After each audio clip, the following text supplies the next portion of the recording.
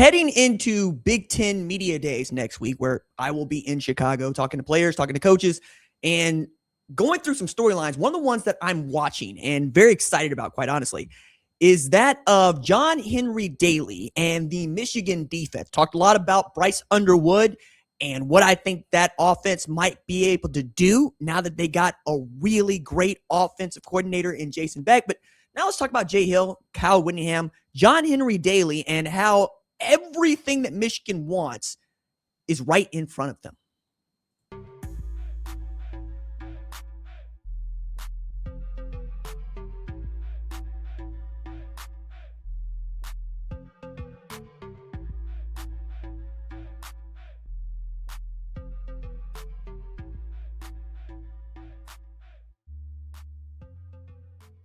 Folks, it's RJ Young. I am not on Step Mill. If this is your first time watching Adapt and Respond, thank you for joining us here. We talk college football year round. If you're into that, join the more than 215,000 subscribers to Adapt and Respond, a college football podcast. You can also catch us on Apple and Spotify with video if you so choose.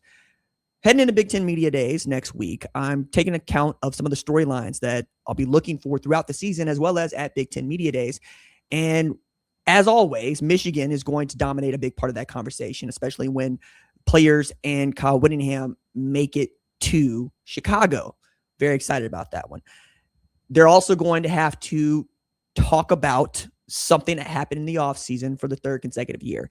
This one being Warde Manuel is going to step down at the end of this calendar year after a $12 million investigation by law firm Jenner & Block found no real reason to actually fire him, but enough loss of, quote, the old school lack of institutional control, perhaps, to let him go. I have recounted many of the things that have happened on Warde Manuel's watch, and I genuinely believe, like Harry S. Truman, and that, well, desktopper he had says, buck stops here. Buck's got to stop with Warde Manuel. You cannot say that human beings are going to do what they're going to do if they work for you. The whole point of leadership is that everything's your fault.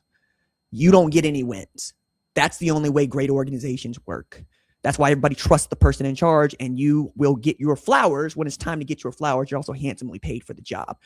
That's what it takes. And this became, I think, a bit more about ego than it was about doing a good job for the University of Michigan.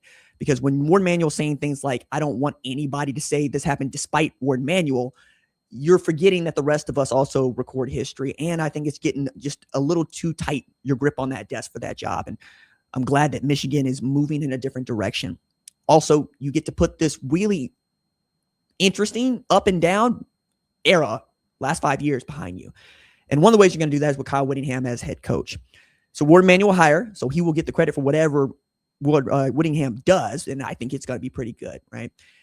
They didn't hire a guy who is new to this. They hired a guy that is true to this. They hired a guy that has been nothing but outstanding at the University of Utah since he took the job from, I might add, one of the game's best winners as a college football coach in Urban Meyer, if nothing else. And he has sustained winning at Utah and helped them transition from the Mountain West to the Pac-12 to the Big 12. And they have not just remained relevant, but competitive, spicy, fun, all those things that you would want if you're a Utah Ute. I think, like, Salt Lake City is, as a football program, one of those places that I think deserves a lot of credit for continuing to stay right where it is, despite the college football playoff or its extension.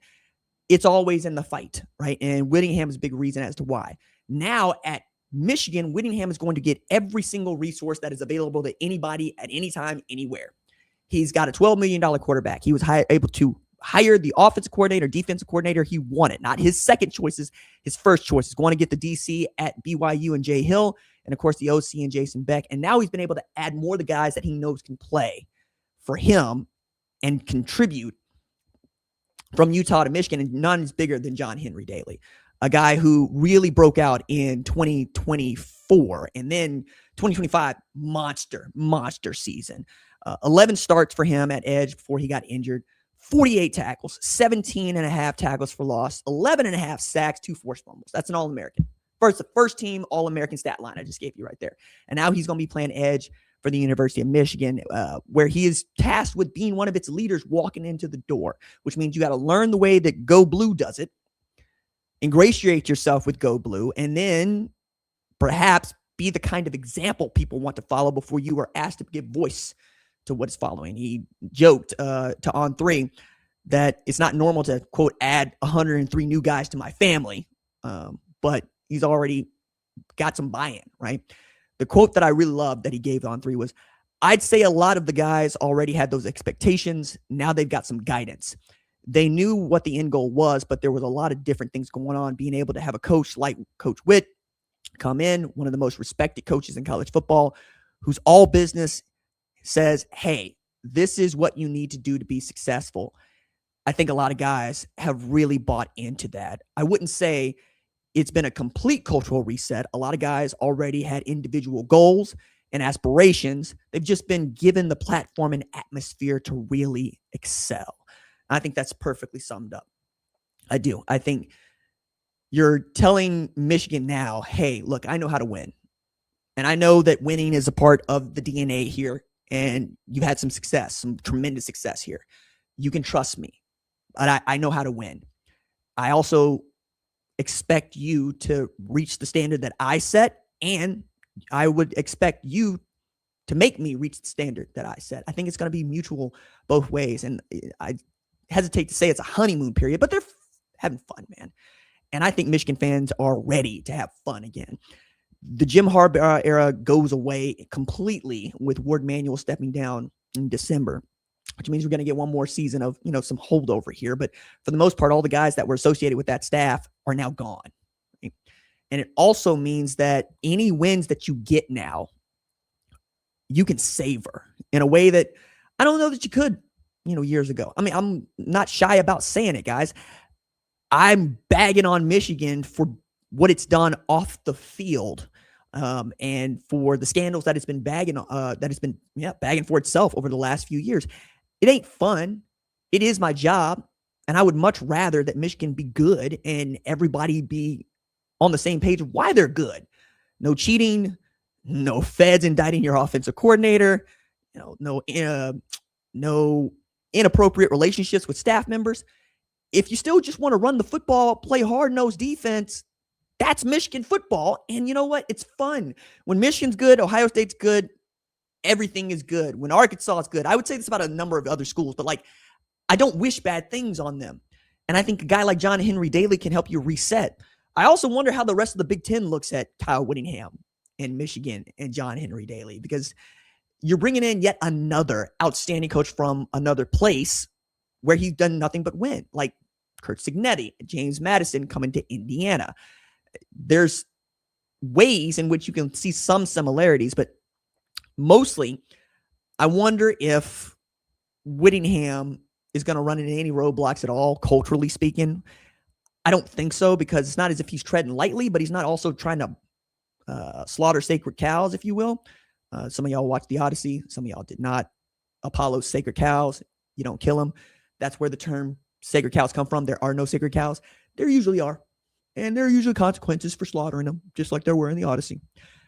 But I say all that to say, you're going to have players that have come from Utah, like John Henry Daley, that are doing everything they can to try to be Michigan men, whatever that means to you in a great way. In as far as how that functions on the football field, yeah, it'll probably look a lot like a Kyle Whittingham team. They'll play very, very good on the defensive line. They'll play as much man as they possibly can, and they're going to force you to throw the football because they will load the box and say, you're not running here. Then we'll see, right? We'll see. And if John Henry Daley's getting home with regularity in the Big Ten, it's all of a sudden a really tough football team to beat.